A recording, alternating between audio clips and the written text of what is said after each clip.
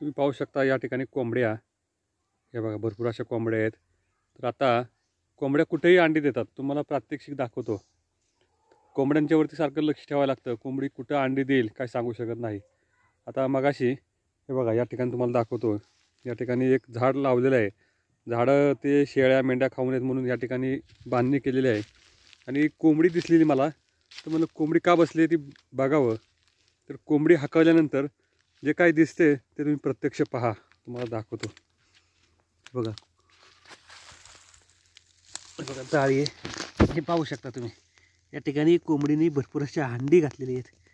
असं चित्र गावाकडं दिसून येतं. आता बघा ही अंडी, आता जर ही अंडी काही दिवसांनी काढली नसती, पाहू शकता बघा आता या ठिकाणी बरेच अंडी आहेत.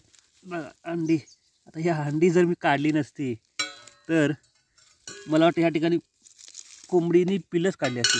आणि ही अंडी आहेत कडकनाथ कोंबडीची, त्यामुळं ही अंडी अत्यंत चविष्ट असणार आहेत. बरेच दिवस कोंबडी या ठिकाणी अंडी घालत होती, परंतु लक्ष काय दिलं नाही.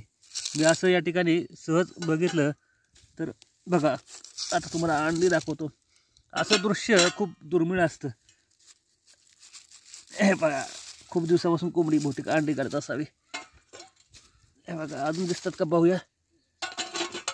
अरे बापरे, नाही दिसत कुठं.